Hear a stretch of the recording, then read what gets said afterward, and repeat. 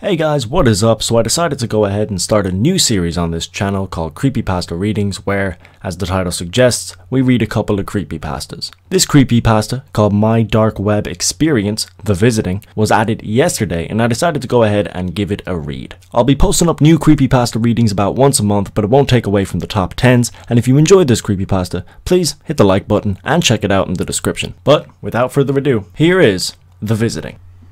This occurred not long after I turned 18 years old. My girlfriend had also just turned 18 a few days ago, which meant her parents had finally trusted her and I to be alone in the house while they went out for dinner. My girlfriend had always been a fan of horror films and creepy things in general. She loved reading creepypastas and watching dark and gory films such as Hostel and Saw. One evening, I was sitting with her while she finished watching the last few minutes of The Human Centipede. We both had a few drinks and I was about to go to bed, but she suggested we look for other horror films to watch online.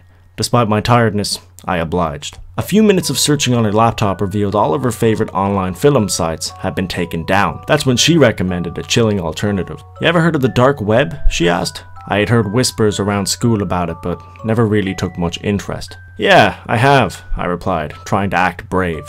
A smile of excitement appeared on her face. I could tell she was slightly drunk and in that sort of I don't care what happens mood. I decided to go to the kitchen to fetch her some water.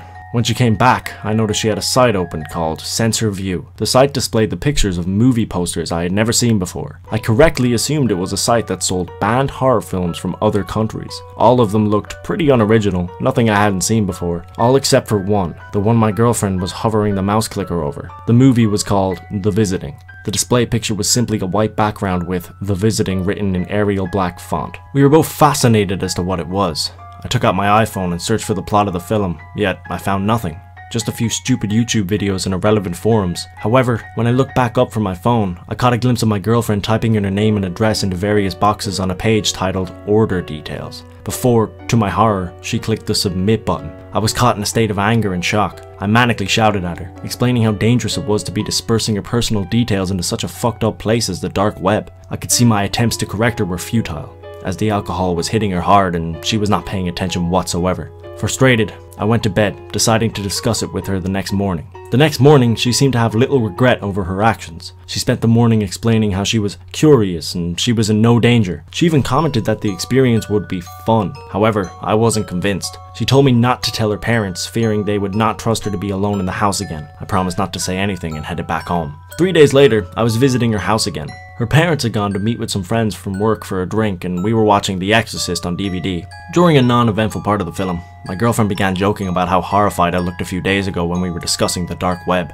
She said she had only received a fairly professional looking email confirming the order and nothing else. I began to yield to her argument. Perhaps I was overreacting. It was merely seconds after our conversation finished that an aggressive knock came from the door. It sounded like it was from 2 doors, but I dismissed this as an echo. I began to look concerned, while my girlfriend began laughing once again at the look of terror on my face. I put a fake smile as I walked towards the door. It erased clean from my face when I saw who stood outside. A tall, stocky man wearing a ski mask and dark clothes stood at the front door wielding a hammer. I was about to call out to my girlfriend to call the police when a blood-curdling scream echoed through the house. I raced back into my room to see my girlfriend, pointing at the window facing the garden. An identical man stood at the window, only he was holding a small bat. I grabbed my girlfriend's hand and sprinted upstairs. We hid in the master bedroom while I called the police on my mobile, who told me they would be here as soon as possible. As I finished the call, I heard one of the doors smash and loud rapid footsteps heading up the stairs. They were in the house. Without thinking, I pushed the window open and told my girlfriend to jump, run and not look back. She jumped up and landed safely on the grassy garden below. I was about to follow, but hesitated, wondering if I could put up a fight and in doing so allow my girlfriend more time to escape. It was then I heard a deep, aggressive voice just outside the room. The man shouted something in a foreign language whilst I heard laughs from the other 2 men outside. All bravery evaporated, and I jumped, landing harshly on my ankle. The adrenaline racing around my body allowed me to power through the pain and I eventually caught up with my girlfriend. We were running for what seemed like hours, but in reality, it was most likely 10 minutes. We ended up next to the local park, a safe distance away from the house. My girlfriend began sobbing and I comforted her, trying to avoid my own desire to break down. It was not long after the police called me on my mobile. They were at the house and as far as they could tell, the attackers were gone. After taking a few minutes to compose ourselves, me and my girlfriend made our way back. There were 3 police officers at the house. One was examining each room for any damage or evidence left by the men. One was comforting my clearly shaken girlfriend, while the other asked me questions. The shock was clouding my memory. I was only able to tell them a few details about their clothing and the fact they spoke an Eastern European language. My girlfriend handed over her phone and computer for the police to investigate, and they left. They advised us to tell the homeowners of the situation, lock up, and suggested that everyone spend the rest of the evening with friends or a relative. So we both spent the night at my parents' house, while my girlfriend's parents stayed with friends. I remember my girlfriend crying over the phone while telling them about the situation, and of course, they were furious. A few days later, the police visited my girlfriend. It was by luck that I was at her house that afternoon. Their investigations had led them to some disturbing findings. It turns out that the visiting was a nickname locals in a small Polish town gave to a number of brutal murders that occurred in the 90s in the local area. The murders were committed by an unknown gang and were initially dismissed as home invasions gone wrong. All the victims were bludgeoned to death in their homes, although nothing of value was taken from the house. It was only 2 years after the murders began that a family survived an attack by the gang. The husband was able to give the Polish police a few details of the attackers, but all that he revealed was that they wore ski masks, wielded blunt objects, and had a video camera. The crucial evidence was that one of the attackers had dropped a backpack containing one blank videotape and 3 other tapes with content on them. The 3 tapes showed the horrific murders of other victims of the attackers. The police came to the shocking conclusion that these men were creating snuff films to be sold to whatever sickos paid enough for them. A nationwide manhunt began, but after years of investigation, nothing was found.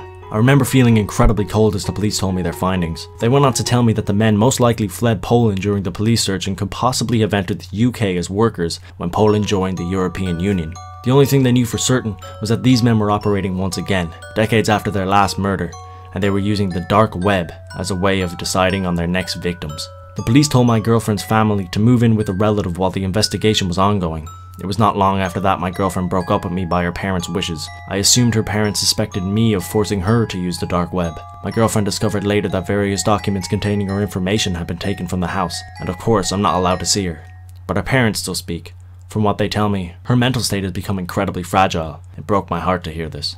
I can safely say the police will never find the attackers using the information I gave, which means they will most likely strike again. I can only hope the next time they do, it will lead to those bastards ending up behind bars, and not the creation of another tape to add to their collection. Be safe, and avoid the dark web. Well, that's it for this creepypasta. I was a pretty big fan of this one. If you want to go check this out, link in the description to that, and link in the description to all my social networks. You can leave a recommendation as to what creepypasta you want me to read, and I will check it out and see if I will record it. This will only be happening about once a month, but I wanted to add something else to give the channel a little bit of variety, so let me know what you thought. And I will see you in the next video. Have a good one.